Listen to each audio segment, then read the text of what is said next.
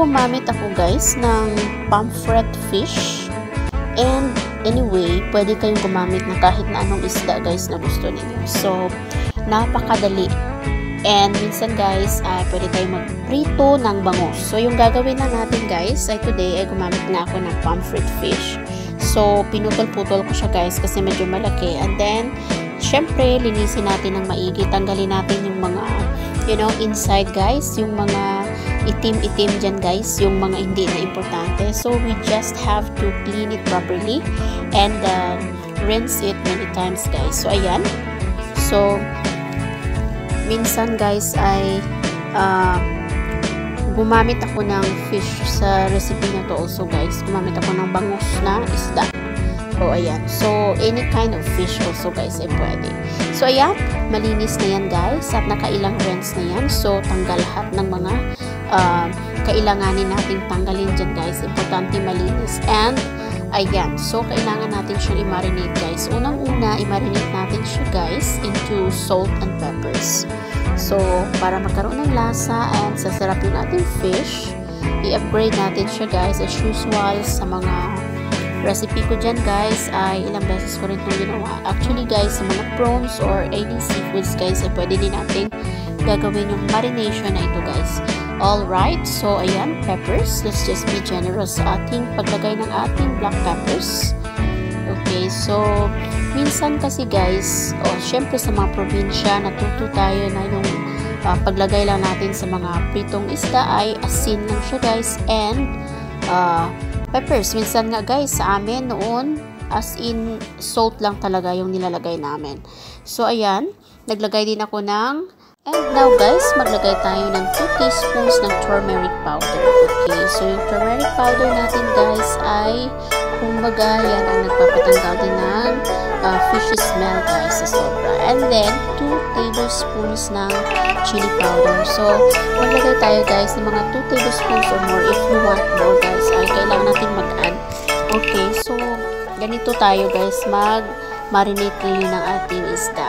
And, plus, maglagay tayo ng zesty garlic powder. So, sobrang sarap nito guys. Yung amoy ng garlic, So, any type of garlic powder guys, pwede kayong maglagay. Pero yung ginamit ko today is yung zesty garlic powder from McCormick guys. So, sobrang sarap siya. So, ayan ang ginamit ko today. So, be generous also guys. And, please, medyo control din natin ang tansyahin natin yung salt. Kasi yung ating garlic powder ay medyo maalat-alat na siya guys. So, kailangan natin siyang ihalo until na magiging even yung pag-marinate natin guys para yung lasa ng ating fish ay even din guys. Okay, so ayan, i-coat lang natin guys sa ating isda yung ating mga powder guys para magiging even na siya guys yung pagka-marinate natin, and then isi-set aside natin yan guys, and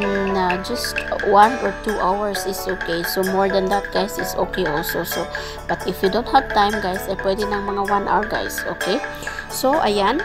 So if you think na kailangan pa natin mag-add ng chili powder, ay dagdagan natin. Kumbaga guys, yung chili powder natin ay hindi naman siya talaga ganon ka anghang. So, don't worry kasi sa kulay lang yan guys. Okay, so depende sa chili powder din na gagamitin guys. Okay, so but this one guys is really not spicy. Yung kulay lang niya guys yung kumbaga sobrang pula siya guys, pero hindi naman talaga siya ganun ka anghang. So, ayan, set aside. Alright, so i-prepare natin ngayon yung ating laswa or dinigding. Yung dinigding na gagawin ko today guys ay simpleng-simple. Kumbaga, sobrang sarap lang kasi guys na yung mag-fry tayo ng isda ay parang mas masarap kasi na may sabaw tayo. Okay, so gumamit lang ako ng mga ilang piraso ng okra or lady's fingers. And i-cut lang natin siya guys into 3 pieces or 2 sections guys, ay okay na yan. Okay, so mayroon din tayo dito fresh na string beans. So, sa laswa kasi guys, hindi talaga mawawala yung string beans. Actually guys, sa laswa or sa dinding na tinatawag ay marami ding style ng pagluluto guys. Pero today, ang ating gagawin ay sobrang simple lang. Pero, masarap naman siya guys. Okay, so, ayan, ikat na natin yung ating string beans. Ayan. And set aside natin yan guys. At yung susunod natin, ikat natin ito 4 section yung ating onion. Okay? So, sa ating pot ay maglagay tayo ng mga 2 cups ng water. Ilagay na natin yung onions and yung 1 red chili. Kumbaga guys, ay ilagay natin to guys para kumulo mamaya. Okay, so lagyan natin ng salt and ng pepper powder. So, minsan naglalagay pa tayo ng tomato, ripe tomato dito guys. Pero this time, hindi na tayo maglagay. Okay, so ayan. And now, mayroon tayong sarili ditong tanim na malunggay guys. So, alam nyo naman guys, ang malunggay ay super duper napaka-healthy na klase ng gulay. One of napaka-nutritious na gulay guys. So, mayroon tayong tanim dito. So, ayan na guys, ang ating mga ingredients. So, yung mga gagamitin natin today ay prepared na and ready to cook na guys. So, anyway, naglagay tayo ng crab sticks and ng prawns head or shrimp heads guys sa ating laswa. So, yan, pinakuluan ko lang muna guys ang ating tubig and yung onions natin na nilagay kanina. So, we just have to let it boil guys until na magiging, alam mo yun guys, yung lasa ng mga nilagay natin, yung chili and ng onions ay as in lalabas yung lasa guys. So, naglagay na ako guys ng head prawns. Kumbaga lasa lang guys ang habulin natin dyan guys sa ating head prawns guys sa ulo ng ating shrimp. Okay, so hindi na natin talaga kailangan maglagay pa ng whole na prawns kasi kumbaga we just have to take the lasa ng ating prawns. So ayan guys, kulong-kulo na siya. So kailangan nating ilagay ngayon ang ating gulay guys.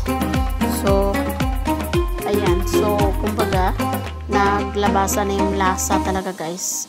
So, ilalagay natin yung ating string beans and yung okra natin, guys. And make sure, guys, yung mga gulay natin na hindi overcooked.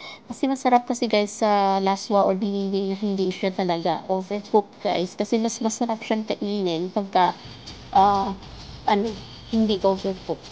So, ayan, takpan na natin kaunti. And then, pagka boil ng minsan, guys, pwede na natin ilagay yung susunod natin na ilalagay.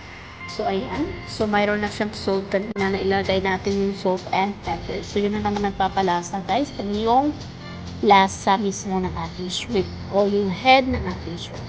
So, ayan, guys. Parang ano na siya, yung ating vegetables ngayon ay half-cooked na siya. So, ilagay na natin yung susunod natin na ilalagay yung ating crab sticks. Okay, o diba? Kakaiba, guys, kasi naglagay kayo ng crab sticks, guys. So, ayan. Mabilis na naman ito, guys, yung ating crab sticks kasi, ano siya, guys, kumbaga, parang ready na siya, guys, kahit nainitan na siya, guys, na kumutulong tubig kayo dito. Alright. So, ayan. Kita nyo naman, guys. So, sobrang sarap. Yung lasa is talagang nandyan. Okay. So, after neto, guys, maghintay lang tayo ng kakaunting mga ilang minuto. And, pwede na natin ilagay ang ating dahon ng malunggay. So, pagkakulo yan, guys, close na natin, guys, yung ating apoy kasi pa-overcook pati yung ating dahon ng malunggay, guys. Pangit pagka pa-overcook. So, ayan. So, ihalo mo lang din, guys. And, kahit painitan lang yan ng tubig, guys, ay cook na yan. So, after that, ay set aside mo. Tanggalin mo na siya, guys, sa stove para hindi siya ma-overcook, guys. Alright, so ayan, kita nyo naman, guys, na kahit simple lang yung ating laswa ay sobrang napaka-healthy and napakasarap.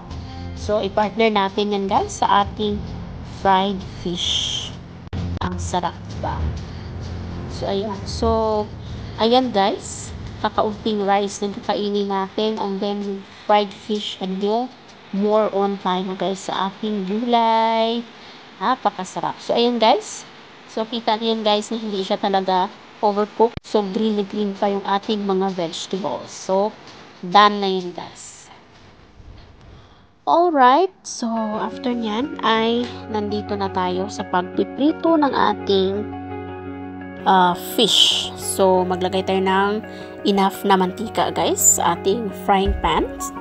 Okay, so hayaan natin guys na mainit or magiging mainit yung ating oil bago natin i-start sa paglagay ng ating fish. Kasi pangit guys na hindi pa mainit yung ating oil ay ilalagay na natin yung ating fish. Okay. So, ayan na nga guys. At nag-start na tayo sa pagpiprito ng ating marinated fish guys. So, sobrang bango guys. Gawa ng yung garlic powder na inilagay natin ay sobrang nakakatakam yung amoy pa lang guys. Okay. So, once na nailagay na natin yung fish natin guys, medyo dahan-dahanin natin yung ating apoy. So, yung apoy natin guys ay medium lang guys para hindi siya mabibigla yung pagkaprito sa ating fish. Okay, kasi mas maganda guys na totally cooked inside and outside yung ating fish guys para you know, pag biglang luto guys, yung labas ay sunog and then sa loob naman guys ay napaka kumbaga parang hindi pa siya talaga cooked guys. So, ayan. So, ayan guys, never mind, nag-change talaga yung kulay ng ating oil gawa ng sa ating pag-marinate ay gumamit tayo ng chili powder. So, it's okay guys. So, for 2 hours na nag-marinate tayo guys ay yung lasa talaga ay nasa fish natin guys. So, sobrang sarap, promise.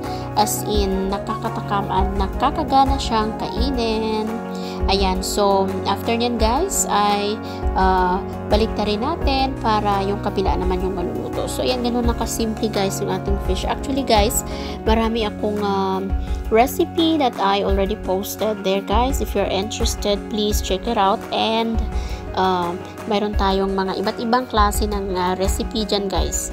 Okay, so sa mga sumusuporta, thank you very much guys for always watching my videos. And sa mga hindi pa guys nakasubscribe, please subscribe, like, and share lang guys. And thank you very much sa mga supports na lagi